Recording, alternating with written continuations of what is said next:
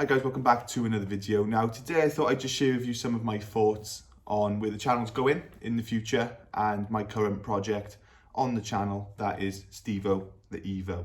Okay, so the first thing I'd like to talk about is the channel project Stevo the Evo. Now, as I'm sure you remember, when I had him, he was very, very rough. Now, surprisingly, can you believe it's almost been 2 years since I bought Stevo? That time has flown by, but a lot has changed, both on Stevo and on the channel. We basically got a garage now, so obviously you're probably aware of that. So that's where the name comes from. Driveway Developments was originally working on cars in the driveway. That's how we started out, but now obviously we're in the garage, but the name is stuck.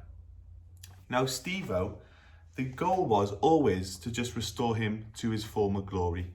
Now he was a low mileage car. Now he did have a couple of issues, as I'm sure you are aware, and I thought once they've been corrected, it'll be a really nice example of an Evo 10, and I think currently he is a nice example of an Evo 10. So we've really gone through the long haul with Stevo. We've done everything there is to do. We've refurbed the wheels. They were absolutely appalling when we had him.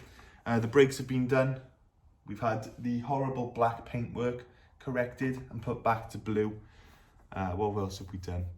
I've fixed numerous things as well that haven't been on the channel, such as heat shields rattling, exhaust gaskets blowing.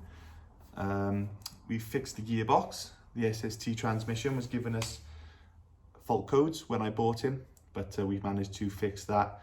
And also the AYC pump was rebuilt as well. So Stevo didn't even have an AYC pump, but I managed to get a broken one and I rebuilt that, put it in Stevo, and he's worked fine ever since. So Stevo's really come a long way, and I can honestly say this car wants for nothing.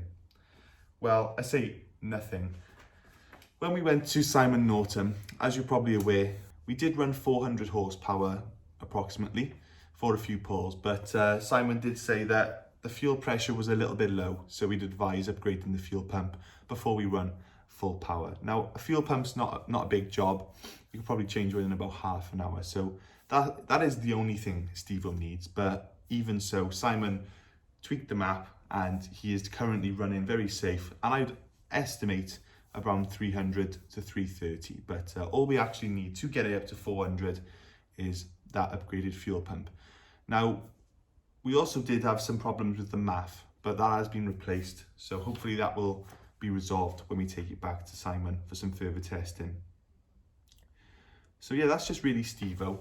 I'm coming to the end, and I think the videos are probably going to start drying up on Stevo. I don't really know what else there is to do. Now, when I started Driveway Developments, I had a very specific goal in mind for the type of videos I wanted to make. Now, surprisingly, I make explained videos, hour-width videos, videos on Stevo, but they were not the type of videos I set out to make. I actually set out to basically modify cheap, affordable cars in cheap, affordable ways. Now, the first and only car I've ever done, or series I've ever done, which was really what I wanted to set out to do on the YouTube channel, was the Peugeot 106 turbo build that I'd done. Now, I know quite a lot of you are not familiar with that, but that was my first ever build, and it didn't have the garage, didn't have a lot of tools, but basically learning along the way. I learned to weld while doing it, you know, and I really just took it one step at a time, and I managed to turbo a Peugeot 106. I even wired up the ECU myself, and both me and Sparkplug Steve, we're not mappers, we haven't got a clue what we're doing, but we managed to actually map it ourselves, and it was absolutely awesome. The only problem was it kept turning the booster, we kept turning the boost up, and well, I kept turning the boost up, Steve didn't. And after a few days, we had a lot, and I mean a lot, of blow by on the piston rings. So that was my own fault. I basically turned the boost up to max. Now, any mapper, experienced mapper will know that there is a limit. You can't just keep turning the boost up forever. But obviously, I didn't know, well, I did know that, but I didn't care. I just wanted it to be even faster. So that was a really good fun build, and I'd love to do something like that again. So I'm not saying I'm definitely going to do a turbo build, but it's definitely been something that's always on my mind all the time. I want to buy a unique car that nobody else on YouTube has bought yet and do a turbo conversion. Now, some ideas for my turbo build were an old Fiat Punto with a massive turbo on it. You know, the one like I had before, the 1.2. I thought that'd be quite fun. Something like an old Mercedes, because you can pick some of the older ones, the 90s style ones that are quite reasonably priced, about £1,500 to £2,000. They got big engines, some of them are manual, so it's a great starting point to just slap a massive turbo and a piggyback ECU on. So yeah, that's the sort of thing that I would like to get back into on the channel. Now, I probably will not be able to fund future projects if Stevo is still around. So I'm sort of at a crossroads really. I don't really want to part with Stevo, but also the channel as well. You know, I put a lot of time and effort into the YouTube channel, and I appreciate all you guys subscribing and following the videos. So it's very difficult to know what to do to progress the channel, but also not to, you know, let down my current audience really. Now I'm only a small channel, so I'm not going to base my life decisions on my YouTube channel, but it definitely does come into it.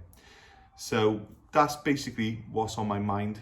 I'd like to try new projects, but I cannot do that with a car sat in the garage that costs as much as Stevo does. I have literally not got the resources to spread myself so thinly. So yeah, that's pretty much my thoughts. And one other thing I would consider doing is a co-part rebuild. Now, they're great for the YouTube channel because they're not the type of thing that you put money into and you can't get it back. So if I invest a bit of money into a co-part rebuild, I can fix the car up and then I can sell it on and then I can do it again. So there's going to be a lot of content from that type of thing. I'd like to pick up the pace on the content. I'm considering a variety of options, and any input would be very much appreciated. Let me know down below in the comments. Cheers, guys.